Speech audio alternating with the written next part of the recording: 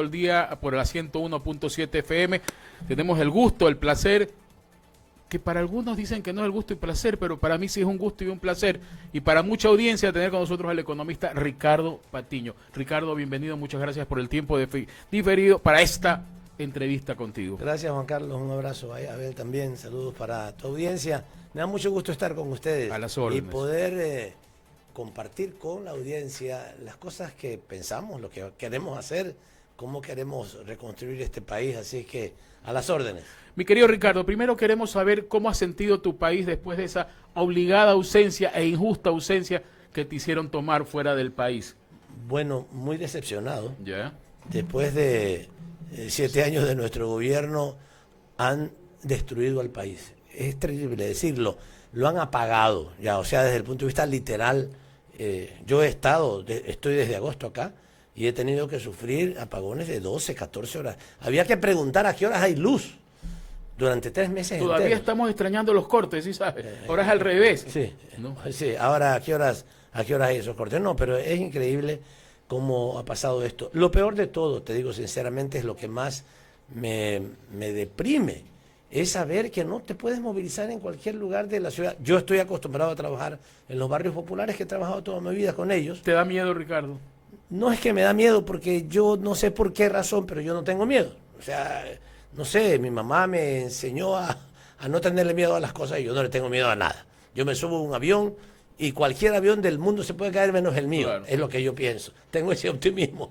Y además tengo valentía. Yo nunca estoy en una manifestación en la segunda fila, siempre estoy adelante. Adelante. Me acostumbré a esa cosa. Yo no tengo entonces miedo, Juan Carlos, pero sí me deprime saber que la gente no puede hacer las cosas. Incluso yo.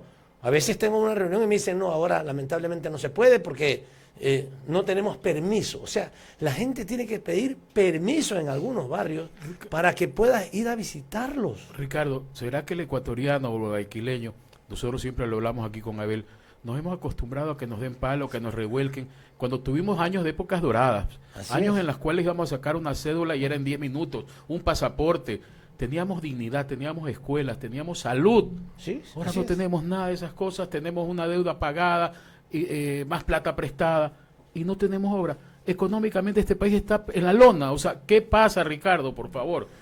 Mira, es que por intentar hacer daño a algo que se convirtió en una luz para el Ecuador y para América Para el mundo. Latina, así es. Entonces comenzaron, cuando tú tienes una sábana blanca, clara, iluminada, y a ti no te gusta eso porque no la pusiste tú, porque no la hiciste tú, entonces, y no la puedes tapar porque es imposible, comienzas a mancharla. Y eso fue lo que comenzó a hacer Moreno, y luego lo hizo Lazo, y luego Noboa. Se han dedicado a manchar ya lo que fue ese proceso de transformación tan positivo. Y entonces, claro, mucha gente dice algo de ser cierto de todas esas vascosidades, atrocidades que dicen y falsedades que dicen. Pero finalmente desinstitucionalizaron el país. O sea, mira, en el tema de seguridad, que a mí es lo que más me preocupa. ¿Qué hicieron con la seguridad que teníamos? Primero, terminaron con el Ministerio de Justicia, que estaba a cargo de las cárceles. Un ministerio, no solamente de las cárceles, estaba a cargo también de la relación con el sistema judicial, con Una la cosa, rehabilitación. integralmente estaba. Una cuestión de esa naturaleza. Yo me acuerdo que nuestra ministra de Justicia, iba a las cárceles y veía a los PPLs uniformados, preocupados en sus talleres, educándose con respeto a ella. Ahora tú vas ahí y no A puedes pesar entrar que dicen que ya están controladas las cárceles, ¿no? No, Vemos que día a día no, siguen los día a día, amotinamientos. claro, así es. Y, o sea, hay una corrupción. Te digo, una de las primeras cosas que habrá que hacer en el gobierno es depurar a la policía. ¿Y la solución son las cárceles nuevas o no, Ricardo? No, esa no es la solución.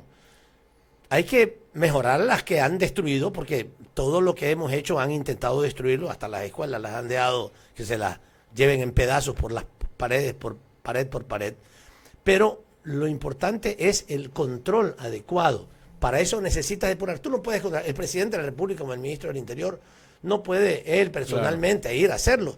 Tiene que depurar la policía y las Fuerzas Armadas, pero especialmente la policía, para sacar de allí a un montón de gente que es representante de los grupos delincuenciales. Esa es la verdad. Y lo vemos, yo no lo estoy inventando, lo vemos en la noticia. Se desarticuló tal banda. ¿Quién estaba ahí? Un ex sargento, claro. Un ex coronel, un ex o a veces hasta un actual. Entonces, si no depuramos, ¿cómo vamos a tener seguridad? Si les avisan, pues vamos a hacer acá una batida, salgan de allí. Vamos a estar por acá controlando las armas, salgan de ahí. Estamos viendo que los militares mismos desaparecen a la gente. Mira, esto es un tema muy triste, muy triste, y que da no solamente tristeza, sino rabia. Porque también, claro, como Noboa no tiene más quien lo proteja que las Fuerzas Armadas y la policía, porque el pueblo no lo protege, el pueblo está harto de él, entonces les acepta cualquier cosa. Y entonces le da como carta abierta, péguenle a la gente, hagan lo que sea. Y entonces ahí se cometen también los abusos. Cuando hay un liderazgo de proteger a la población, de defender su seguridad y de actuar con fuerza cuando hay que actuar contra la delincuencia, pero no con abusos, entonces las cosas no suceden. En el gobierno de Correa 10 años enteros y esto nunca pasó.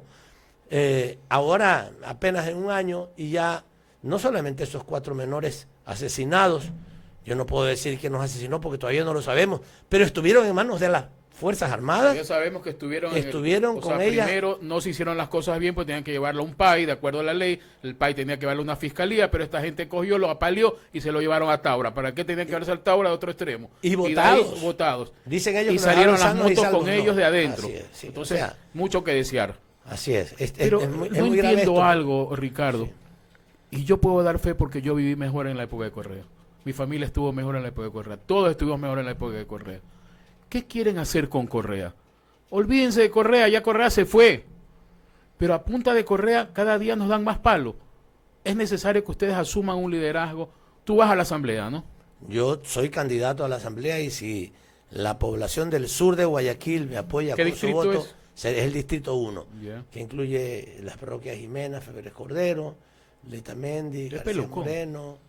Pepe Lucón. No, Barrio Centenario. Bueno, también está el Barrio Centenario. Mira, que yo viví en mi juventud entre el Centenario y el Barrio Cuba, entre los extremos, ¿no? El Barrio Cuba. Pero antes era bien unificado Centenario con Barrio Cuba. Yo vivía en O'Connor y Argüelles. Pues vivíamos ahí al ladito. Claro. Yo vivía caramba, ya me olvidé la dirección. La que está en el Colegio Cristóbal Colón. Rosa Borja de Casa y 5 cuadras más allá de Cristóbal Colón. Yo me iba a pie al colegio. Claro, yo también. Sí. Pero bueno, Ricardo, en todo caso, yo creo que es justo y necesario que ustedes vayan a la asamblea porque hay mucho trabajo por hacer. Hay mucho que hacer. En temas de seguridad hay muchas cosas. Hay una propuesta de Luisa González que nosotros desde la asamblea la vamos a respaldar particularmente en el tema presupuestario. O sea, presupuesto para 20.000 nuevos policías, para 1.000 nuevos vehículos y motocicletas anualmente para que recorran el país, pero no para que sean empujados por los policías, claro, sino para que tengan gasolina y buenas condiciones, como nosotros los dejamos en buenas condiciones. La necesidad de trabajar, nosotros le llamábamos barrios seguros, ahora Luisa le ha planteado un nombre nuevo, me parece muy interesante, barrios en paz. O sea, esto de aquí no se consigue se consigue con algunas cosas. Uno, decíamos, la depuración de la policía. Otro, la reinstitucionalización del país. Esto es, asegurar que tengamos otra vez un ministerio coordinador de seguridad, en donde la policía, las Fuerzas Armadas, los servicios de inteligencia, la Cruz Roja, la gestión de riesgo, estén articulados con las pantallas del ECU 911 y con las cámaras del ECU 911. Por eso había seguridad, porque había una coordinación institucional. Ahora es cada uno por su lado haciendo lo que el mal le da la gana. Y por otro lado, la participación de la ciudadanía. En los barrios seguros que nosotros teníamos, recuerdo en barrios que eran incluso antes peligrosos, dejaron de ser peligrosos. Porque la ciudadanía integrada con las unidades de policía comunitaria establecían un convenio entre ellos, tenían chats entre ellos, tenían botón de pánico. Había información que fluía desde la ciudadanía hacia la policía. Reacción de la policía. La policía estaba allí, estaba comprometida con el barrio. Todo eso lo terminaron por el famoso anticorreísmo. Terminaron con eso que habíamos logrado, porque alguna gente dice, no, seguramente habrán cometido algunos errores. No, lo hicieron a propósito. A propósito, destruyeron la Y seguridad así del país. terminaron con la salud, terminaron con las carreteras, terminaron con la vialidad. Con las becas. No, con aparte que todo. ustedes lo oyeron al presidente Lazo decir que descorreizar el país se sacrificaba hasta la economía. Pues, Así es, qué bruto. no, ¿qué animales? Abel, por favor. No, también, bueno, un gusto saludarle, Ricardo, aquí en el Mundo del Día por Radio Higgs 101.7 FM, llevando justamente hacia el tema de, bueno, ya hablábamos al inicio un poco del tema energético. Desde la Asamblea también, me imagino, viene alguna legislación, cuando si ustedes llegan a corregir esa famosa ley no más apagones, que en su momento no. No, con eso garantizaba, no, pues No, la ley garantizaba todo, que no haber apagones. No apagones. ¿Qué podemos hacer en una legislación que realmente sea de verdad real, no? Me imagino que también tiene que ser siempre en acción con el gobierno, ¿no? Mire, te digo sinceramente, desde esas acciones son básicamente políticas públicas que seguramente va a requerir el apoyo de la Asamblea para financiar, porque el presupuesto lo define, lo aprueba la Asamblea o no. Así es. Pero esas son básicamente políticas públicas y recuperar, rehacer, Rearmar. poner, digamos, renovar el Plan Nacional de Electrificación. Hay que actualizar, perdón, no me salía la palabra, actualizar el Plan Nacional de Electrificación, que es lo fundamental. O sea, en temas energéticos, el tema energético es uno de esos temas que tú no puedes atender día a día. Es absolutamente urgente, absolutamente necesario que se establezca con una visión de largo plazo. Porque tú ya lo sabes, el crecimiento de la demanda de energía y de electricidad es de aproximadamente de 200, 300 megavatios por año.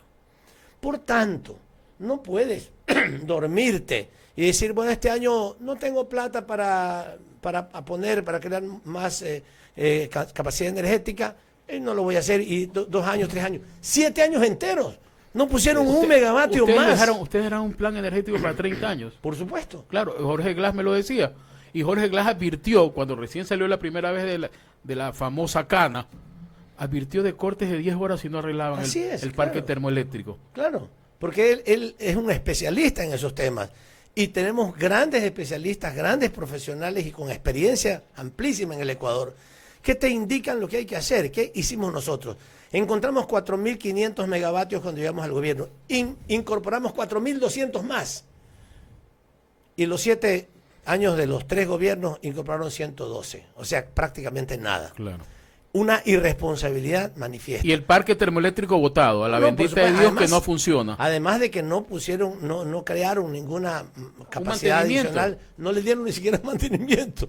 Entonces, destruyeron la capacidad de producción energética. Incluso hicieron un daño muy grande porque nosotros dejamos una reserva de energía. Acuérdate que exportábamos a Colombia. ¿Por qué le exportábamos a Colombia en nuestro gobierno? Porque teníamos un excedente.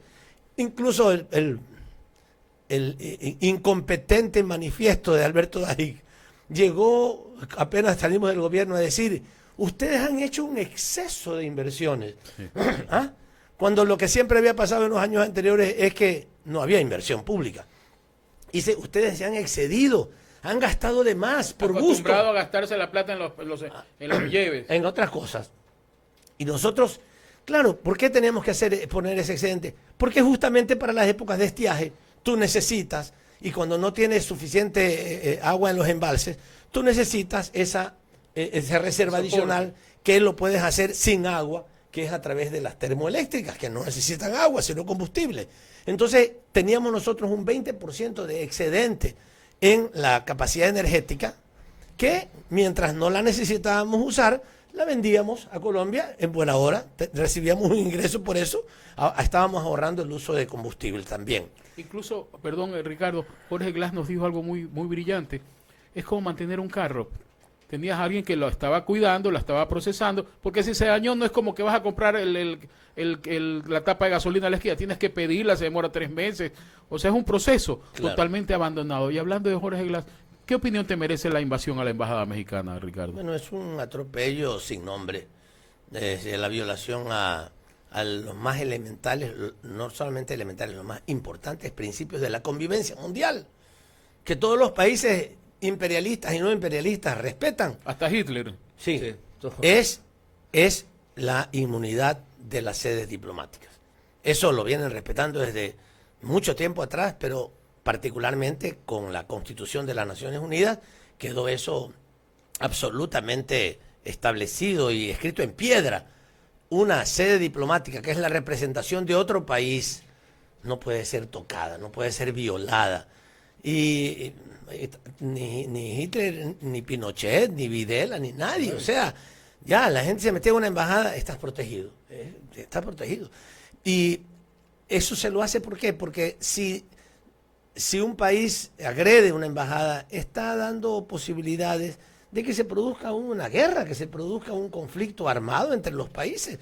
Yo creo que México fue bastante condescendiente con el gobierno de Noboa al no haber hecho ninguna otra cosa más, porque realmente se violó su jurisdicción y eso es gravísimo. Pero además de eso, no solamente eso, sino que se llevaron a una persona que tenía asilo diplomático. México le había dado asilo diplomático porque consideró que era un perseguido político. Y se lo llevaron, o sea, no solamente invadieron la sede, que ya de por sí es un delito internacional, sino que por otro lado, al tomar como rehén a una persona que tenía asilo diplomático, en la práctica, judicialmente, lo secuestraron. Tanto es así que hay demandas en México contra Noboa, que en algún rato se reactivarán cuando Noboa ya no sea presidente, esperamos que en mayo de este próximo año, y tendrá que responder a México por haber invadido su sede diplomática. Y hablando de declaraciones tuyas, tú dijiste que el gobierno de Luisa salía Glass y regresaba Correa. Yo creo que está bien decir las cosas de frente, porque Noboa dice que mientras él sea presidente ni Glass ni Correa van a venir, ni van a salir. O sea... Sí. Claro, alguna gente interpretó que Luisa iba a hacer eso directamente. No, primero, ya sabemos, yo lo que decía, habrá otro ambiente. Claro. Otro ambiente, porque no tendremos, como hemos tenido en estos 3 últimos gobiernos, inventos, cosas miserables. Pero además a los presidentes y a los ministros y a sus funcionarios poniéndoles la bota en el pescuezo a los jueces y diciéndoles, si es correísta tienes que mandarlo a la cárcel. Y está comprobado, hoy día ya llevaron el pendrive con ojalá no le pase nada a esa jueza. Así es, pero así es. O sea, esa es una demostración ya palpable que una jueza se atrevió valientemente a decir, aquí vino el presidente del Consejo de la Judicatura. Y con mensaje del presidente de la República. Con mensaje del presidente de la República de decirme que tenía que aquí está ya la sentencia. Aquí está la sentencia para usted. Eso ha pasado, eso es importante. Yo creo que con esa claridad meridiana, que ahora lo podemos ver, todo eso pasó en nuestro tiempo. Y más que comprobado, pues, un cuaderno, a ti te cogieron por una declaración absurda, te sacaron del país. Así es. O sea, realmente, y estamos viendo ahora el caso Progen, Fiscalía no existe para el caso Progen, Ricardo. Tú como legislador, si llegas, vas a tener harto trabajo para fiscalizar. Lo del IVA, los valores del IVA que supuestamente son para asegurar los 1.200 millones que se han gastado en la emergencia eléctrica. La Embajada de México. Bueno, hay algunas cosas que auditar y que fiscalizar. Yo creo que hay más de 40.000, creo que son como 45.000 millones de dólares de nueva deuda externa. 45.000 millones. Que no la vemos por ningún lado. El otro día lo dijo, incluso creo que hasta Nebot lo dijo. Es decir, nosotros dejamos, sí, él lo dijo. Él hizo mención al gobierno de Rafael Correa, que nosotros damos menos de 40.000 millones de dólares de deuda, menos de 40.000 millones, cuando el Producto Interno Bruto era como de 100.000 millones, o sea, menos del 40%. Después han violado la ley, porque la ley dice que no puede... Hay un tope. No, que es el 40%. Los 3 gobiernos la han violado y no ha pasado nada. Y no hay obra. Ya. Y claro, nosotros dejamos una deuda, pero dejamos repleto de obras al país. Una diaria. Más de una diaria, Juan Carlos, más de una diaria.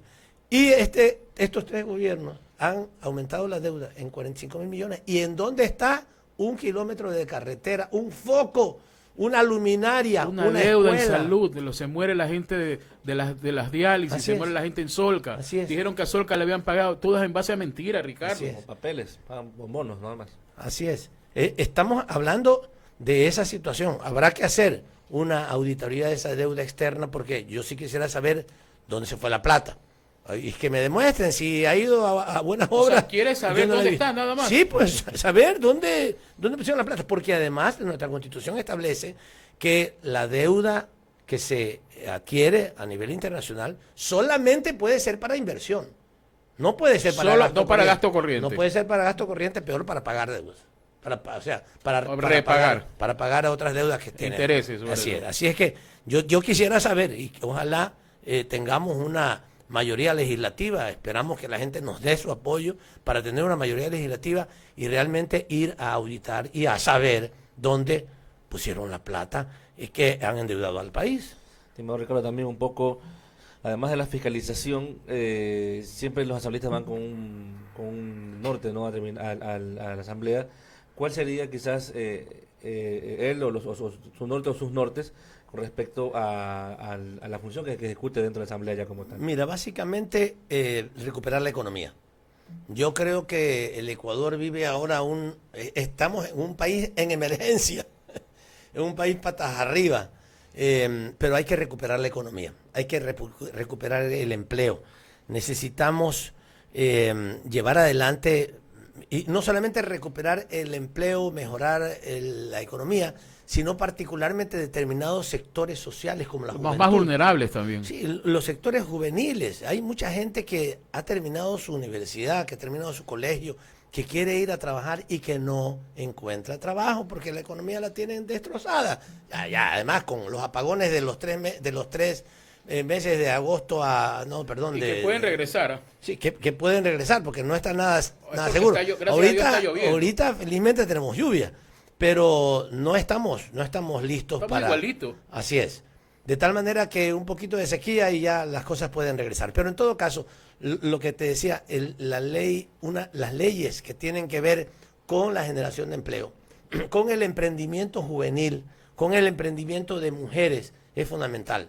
A tasas de interés razonables, que no sean del 16, 18, 20%, que sean, como ha dicho Luisa reiteradamente, menos de un dígito, que significa, digamos... 6, 7%. Que significa, digamos, de un dígito, quiero decir, perdón, o sea, de un dígito, o sea, que no sea dos números, 10, 11, 12, 13, sino que sea de 9 para abajo. Eso es lo que hay que plantear, facilidades para el trabajo. Pero además de eso, no solamente facilidades, créditos, por ejemplo, para jóvenes de hasta $5,000, si son individuales, o hasta 25,000 si son grupales de 5 personas. Créditos para mujeres jefas de hogar. Yo tengo una experiencia muy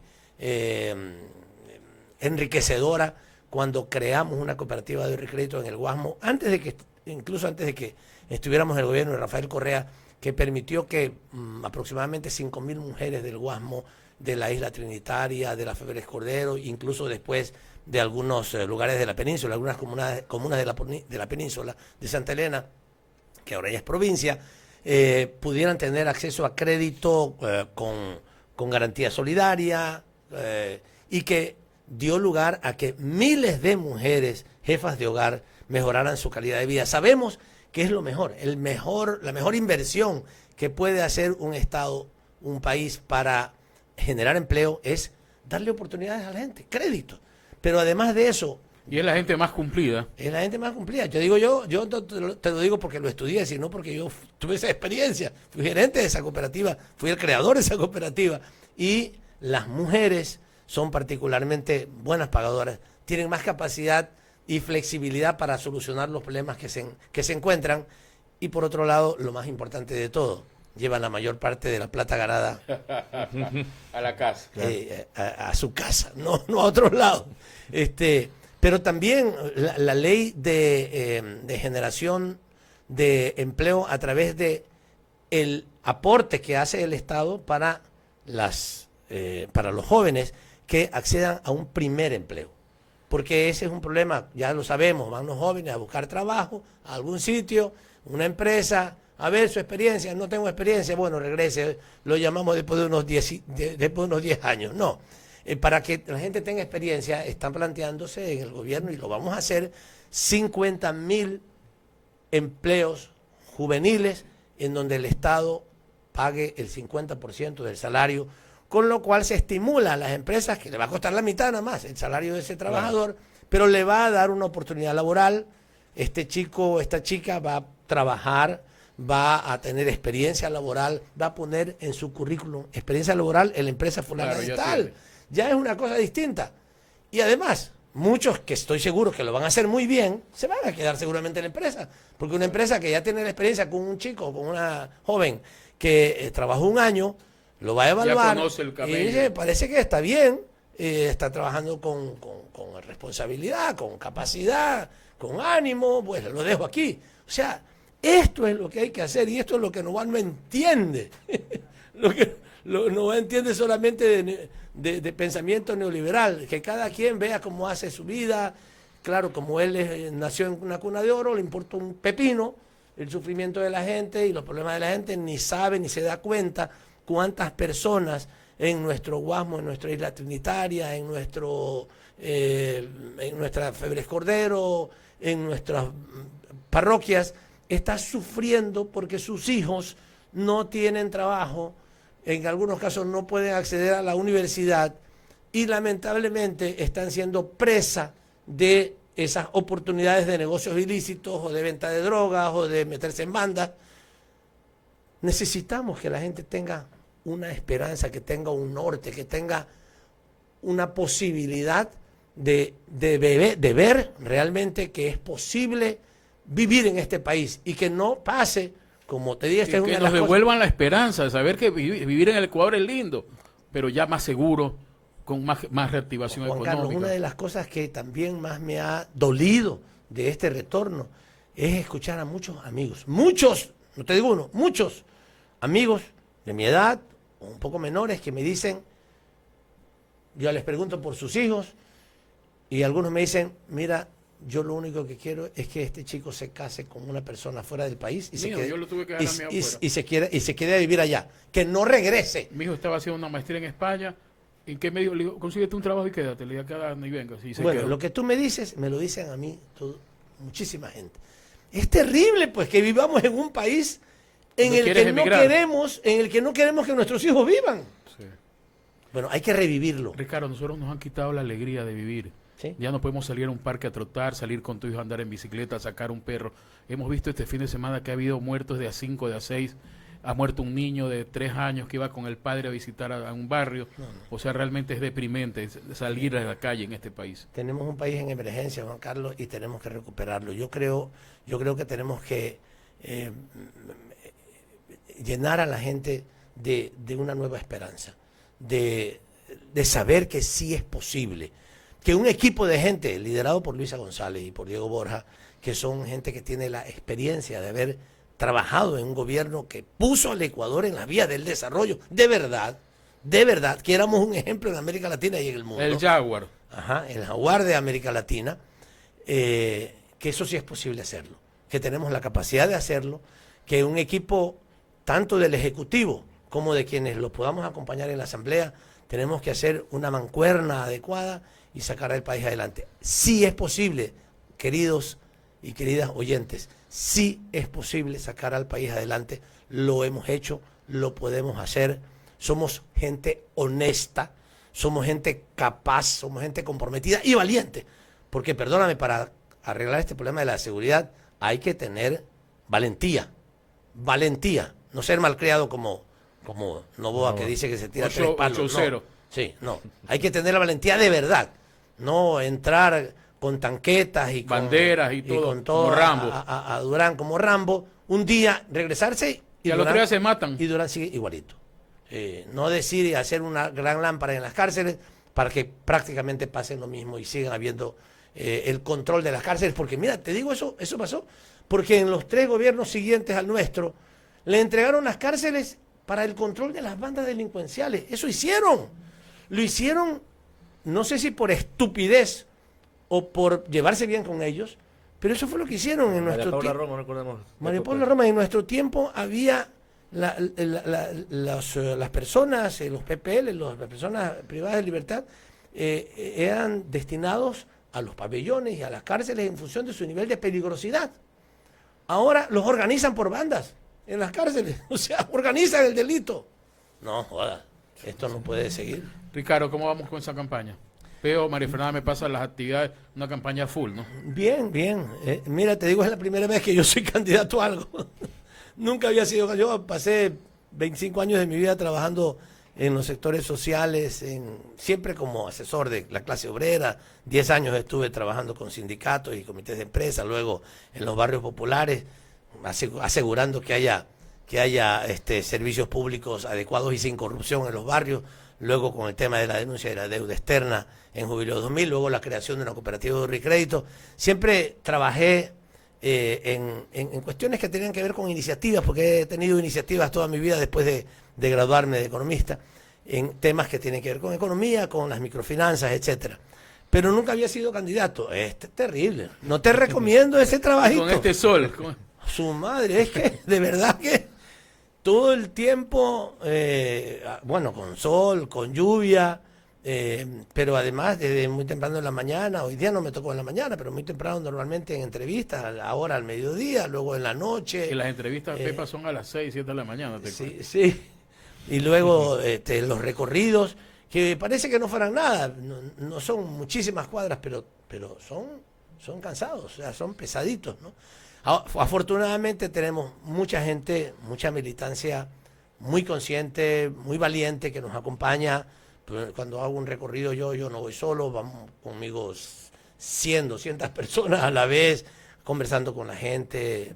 Pero además de eso, tenemos una linda respuesta en la población, una linda respuesta. La gente se nos acerca y nos dice sí, que antes de que yo le diga hay que votar por Luisa, sí, por Luisa. Yo soy, alguna gente ya... Hay gente que te dice por Correa. No, también, alguna gente ya hasta me reta, me dice, yo soy más correísta que usted. Digo, bueno, más fregado que sea más correísta que yo. Nosotros comenzamos esto con Correa en el 2006, pero así la gente lo dice, tiene una añoranza también. Alguna gente sí, mucha gente te dice. Y desesperanza también. Sí. Una añoranza por el pasado, una desesperanza, pero tenemos que, ahí sí, como dice la fiscal 1020, hay que irradiar un influjo psíquico en la gente para que tenga esperanza, irradiemos esperanza. Pero dígale usted al presidente que irradie influjo psíquico desde Europa. No, él lo hace desde allá permanentemente. Sí, esto hay que hacer, hay que irradiar esperanza en la gente, que la gente sepa que sí lo podemos lograr, que no se deje vencer, que no piense que sus hijos se vayan afuera del país, que vayan a estudiar y regresen, como en nuestra época.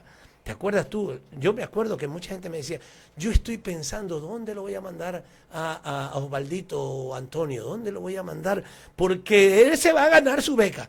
Y acordémonos, jamás hubo ni siquiera una insinuación de que alguien se iba becado porque era amigo de un ministro. Claro. Nada, puro mérito. El que estudiaba y que se lo merecía, se iba.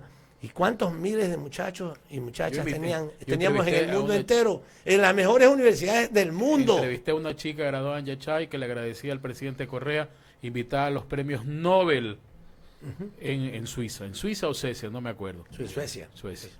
Imagínese. Sí. Bueno, mi querido Ricardo, se nos fue el tiempo. Muchas gracias, Juan Carlos Abel. Me gustaría que le des un mensaje a los oyentes del Mundo al Día, invitándolos a que sigan la campaña y que escojan bien y que escojan, ya sabe usted, las 5. Sí, la verdad es una invitación para todos a que recuperemos la fe en nosotros mismos. Lo podemos lograr, tenemos capacidad para hacerlo. Luisa, González y Diego son la mejor propuesta, la mejor alternativa para el Ecuador. Habrá un equipo de gente que desde el Ejecutivo y también desde la Asamblea Nacional que vamos a acompañar a ese equipo principal y vamos a recuperar el país. No lo haremos en un día o en 2 días, no será posible, no vamos a mentir, pero sí, lo más pronto posible. Inmediatamente comenzaremos con la reactivación de la economía, comenzaremos con la depuración de la policía, con la reorganización institucional del país y en poco tiempo vamos a ver a este Ecuador y vamos a volver a sentirnos contentos, felices, seguros, de estar en este país, con todas las dificultades que vamos a tener al principio, porque no lo voy a negar. Va a ser difícil al principio, va a costar trabajo, pero lo vamos a hacer. Estamos seguros de que somos capaces de hacerlo. Por eso votemos bien, votemos por las 5.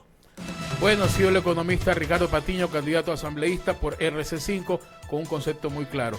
Al Ecuador se lo saca adelante. Vamos al corte.